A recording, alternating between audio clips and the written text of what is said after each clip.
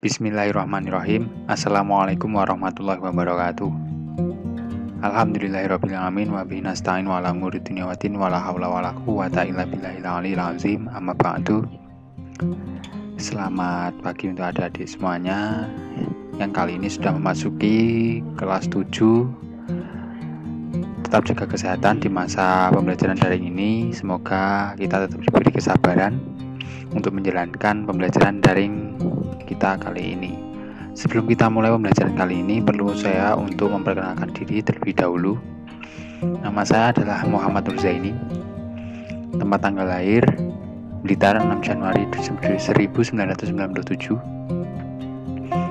Untuk alamat lengkap Dusun Tlogo 2 RT 1 RW 2 Kanigoro Blitar. Untuk pendidikan mulai dari MI, MTS, MA hingga Street Al-Muslihun, saya berada di Al-Muslihun hingga saat ini. Kemudian untuk sosial media saya, Facebook Zain Kawul Alit, untuk SMS dan WA nomornya sama. Kemudian untuk Instagram saya Nur Zain Kawul Alit. Kemudian selanjutnya moto hidup. Untuk moto hidup, Cokro manggilingan wakimisir gilir gumanti. Untuk makna moto tersebut tadi, hidup tak selamanya bahagia, maka persiapkan sesuatu untuk masa tersulit kita. Jadi intinya belajar dan terus belajar. Itu. Selanjutnya, kita akan mempelajari terkait dengan informatika untuk kelas 7. Jadi kita akan belajar bersama dengan Mat Satoka. Bagi yang belum memiliki lembaran atau LKS, nanti bisa menggunakan alat tulis untuk mencatat hal-hal yang terpenting dari materi yang saya sampaikan.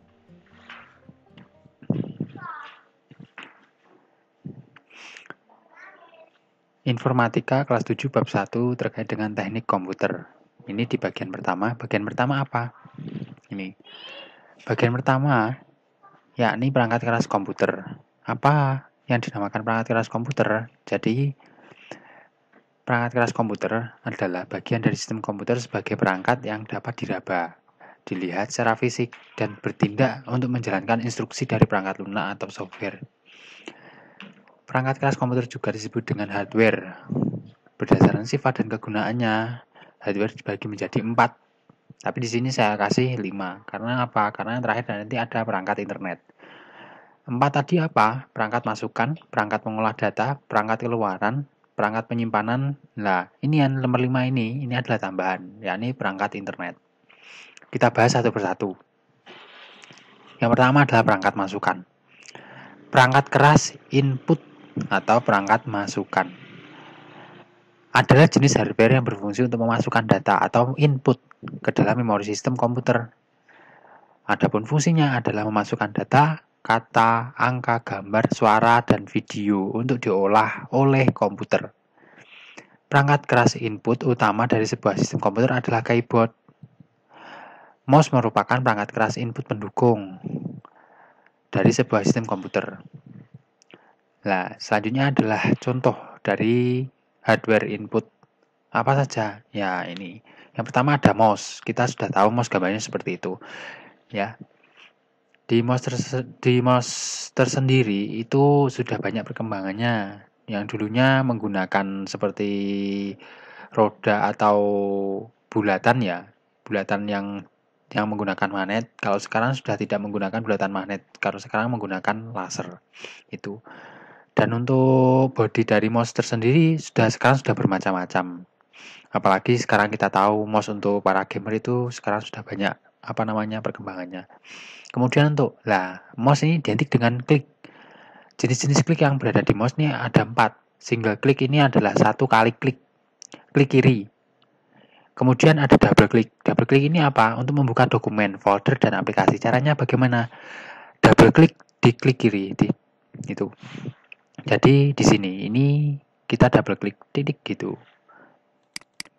Atau kalau di sini adalah klik kanan itu. Kemudian ini right click, ya, itu namanya klik kanan. Di sini tepatnya. Kita nanti diklik gitu. Kemudian ada drag. Drag ini apa? klik kiri, tahan, geser. Jadi ketika kita mengklik kiri ini kita klik ya, terus setelah itu kita geser. Geser yang digeser apa? Jadi mouse-nya kita geser. Nanti kursor yang berada di komputer pun juga akan bergeser. Itu namanya drag. Kemudian yang ini apa? Ini adalah alat untuk scroll. Ini pun juga bisa digunakan sebagai scroll. Yang kedua adalah keyboard. Kita sudah tahu ya keyboard bentuknya seperti ini. Mungkin ada banyak jenisnya ya untuk keyboard, tapi untuk yang kali ini saya mengambil gambar atau contoh seperti ini. Terdiri atas huruf, angka, dan simbol. Jadi di sini ada angka, ada huruf, ada simbol. Simbolnya di mana? Di bagian sini, ini ada simbol. Fungsi secara umum untuk membuat, menyimpan, dan membuka file hampir sama dengan mouse. Cuman kalau ini lebih banyak. Kalau mouse itu hanya ada klik gitu. Bagian utama dari keyboard adalah antara lain fungsi function keys, typewriter, numeric keyboard, dan control keys. Adapun jenis keyboard, ada keyboard QWERTY, Glockenberg, Dorax, Maltron. Namun yang sering kita gunakan adalah keyboard QWERTY. Selanjutnya yang saya ambil contoh di sini adalah touchpad. Biasa touchpad ini, ya ini seperti gambarnya seperti ini. Biasanya touchpad ini berada di notebook, kemudian laptop, dan juga notepad. Ya, fungsinya untuk apa sih sebenarnya dari touchpad ini? Fungsinya sama dengan mouse, hanya saja jika touchpad adalah bantalan yang sensitif terhadap sentuhan. Jadi ya sama seperti ini. Kita menggunakan jari telunjuk kita. Untuk sensitif terhadap sentuhan tidak hanya pada jari telunjuk, melainkan dengan jari yang lainnya juga bisa. Kemudian di sini ada scanner. Scanner itu ini gambarnya seperti ini ya, hampir sama seperti dengan mesin fotokopi. Cuman untuk scanner ini lebih kecil dan lebih ramping. Biasanya lebarnya hampir satu meja ukuran 1,5 kali 70 cm. Insya Allah seperti itu. Kemudian fungsinya untuk apa? Ya, jadi scanner ini atau bisa dikatakan sebagai alat pemindai merupakan perangkat input yang berfungsi untuk memindai dan menduplikat data, baik tulisan maupun angka dan lain-lain. Hasil dari scanner ini langsung dapat dilihat pada layar komputer. Jadi ketika scanner ini disambungkan dengan komputer, maka hasil pindaian dari scanner akan langsung ditampilkan di layar komputer kita. Seperti itu. Dan filenya berupa JPG, jadi gambar. Walaupun kita men-scan dokumen lembaran kertas ya, nanti akan ditampilkan pada monitor pun berbentuk gambar. Kemudian yang selanjutnya adalah mikrofon. Adapun perangkat ini memiliki fungsi merubah gelombang suara atau bunyi menjadi isyarat listrik. Mikrofon ini digunakan untuk proses perekaman suara ke komputer itu. Ini adalah contoh alat masukan. Selanjutnya adalah perangkat pengolah data. Apa perangkat pengolah data? Biasanya kita kenal dengan CPU atau prosesor. Kadang CPU ini dikatakan sebagai otak dari komputer. Nah, perangkat keras yang berfungsi sebagai unit pengolah kata atau memproses data saat terdapat dalam kotak CPU adalah motherboard, prosesor, RAM, VGA, card, sound card, dan power supply. Nah, namun perlu diingat bahwa prinsip dasar cara kerja komputer adalah masukan. Jadi ada inputnya seperti apa yang kita bahas tadi sebelum ini. Ya ada mouse, ada keyboard, ada ada mic, kemudian ada touchpad itu. Kemudian diproses oleh CPU. Nah, oleh prosesor. Kemudian akan dihasilkan oleh keluaran atau output yang berjalan terus-menerus secara otomatis. Oleh karena itu, kelancaran dan kecepatan sistem kerja semacam ini menuntut tiap bagian komponen atau perangkat untuk memiliki kapasitas, kemampuan, dan kecepatan yang berimbang. Jadi semuanya harus berimbang, mulai dari input, prosesor, keluaran atau output itu harus imbang. Gitu. Agar apa? Semuanya kapasitas dan kemampuan dan kecepatan itu agar imbang. Jadi ketika imbang, kinerja komputer secara keseluruhan dapat optimal. Seperti itu. Selanjutnya, ini contoh dari perangkat proses. Di sini ada motherboard, Nah, nanti adik-adik semuanya bisa membaca, mengulang atau men-screenshot tampilan ini. Kemudian ada video graphics array atau ini dinamakan VGA ya. Ini namanya VGA. Nah, ini ya ini ada apa namanya memorinya di sini. Kemudian ada prosesor headlink. Kemudian ada prosesor fan, kipas angin ya ini, kipas angin seperti kipas angin yang berfungsi untuk mendinginkan pendingin. Kemudian motherboard connection. Nah, ini pengkoneksi dengan motherboard ini. Kemudian ada lagi ROM. Ini ROM-nya. Ini RAM. Power supply. Nah, kita tahu ya kalau misalnya kita ini ROM adalah salah satu memori yang terdapat di dalam komputer. Jadi, memori di dalam komputer. Nah, ini adalah namanya ROM. Kemudian apalagi ini di sini adalah RAM atau random access memory, suatu hardware di dalam komputer yang berfungsi sebagai tempat penyimpanan data sementara. Jadi sementara. Nanti misalkan kalau misalkan di sini memorinya penuh, nanti bisa kita ganti RAM-nya. Itu. Kemudian ada power supply, merupakan sebuah perangkat keras yang berfungsi untuk menyuplai tegangan langsung ke komponen dalam casing yang membutuhkan tegangan. Misalnya motherboard, hard disk, kipas, dan lainnya. Ada hard disk ini. Untuk hard disk, komponen perangkat keras yang menyimpan semua konten digital, dokumen, foto, musik, dan lain sebagainya. Itu. Selanjutnya, apa yang kita bahas? Ya, yang ketiga adalah perangkat keluaran atau output. Nah, ini output. Output device, perangkat komputer yang dipakai untuk menampilkan atau memberikan warta kepada penggunanya. Jadi, hasil dari apapun yang telah diproses oleh komputer nanti akan dikeluarkan oleh ini. Mulai dari speaker, monitor, headphone, kemudian ada printer, proyektor, dan plotter. Ya, itu. Jadi semuanya akan dikeluarkan di sini. Jadi tadi kalau misalkan kita ingin akan menampilkan video, nanti akan keluar di monitor dan juga speaker, dan juga bisa didengarkan menggunakan headphone. Kalau kita menampilkan gambar atau apa, itu juga bisa menggunakan proyektor.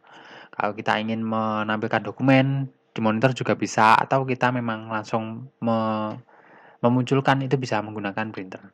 Kalau plotter ini kita menggambar apa namanya mencetak.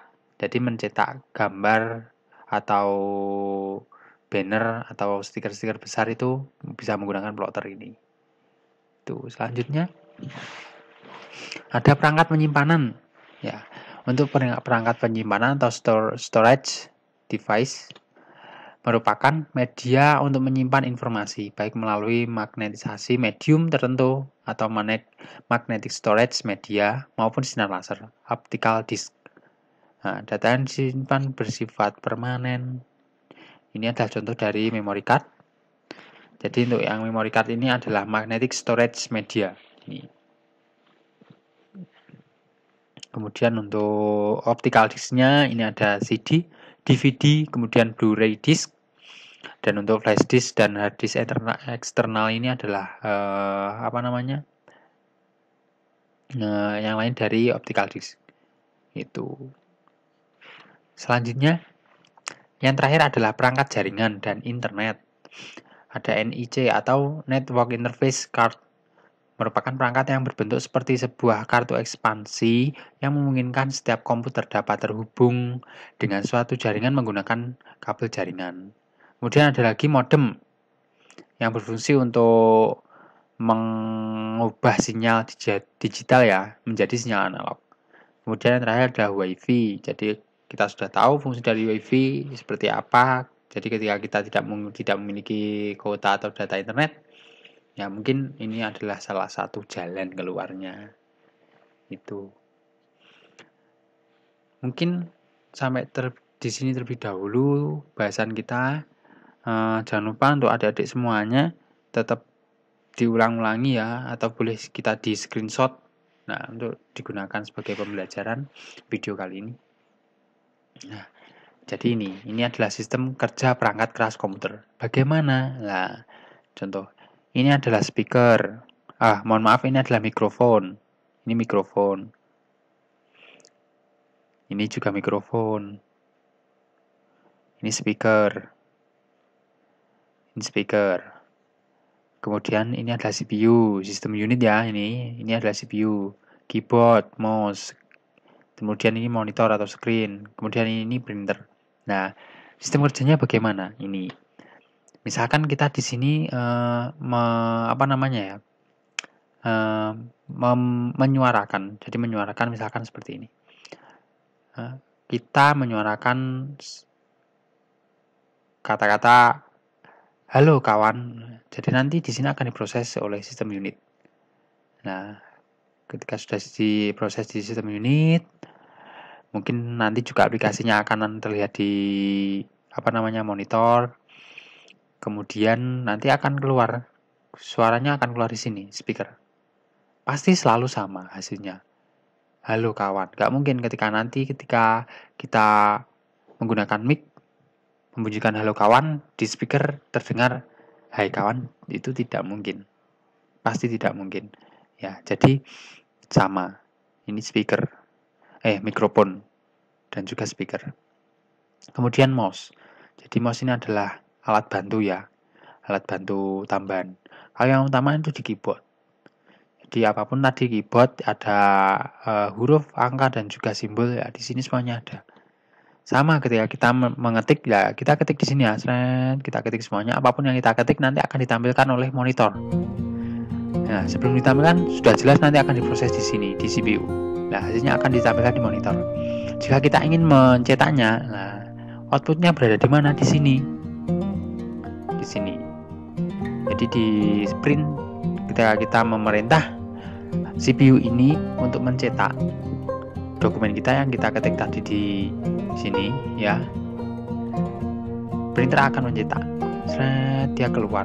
Hasilnya pun juga sama, apa yang kita perintahkan melalui keyboard yang diproses oleh CPU dan ditampilkan oleh screen dan dicetak oleh printer. Hasilnya pun juga sama.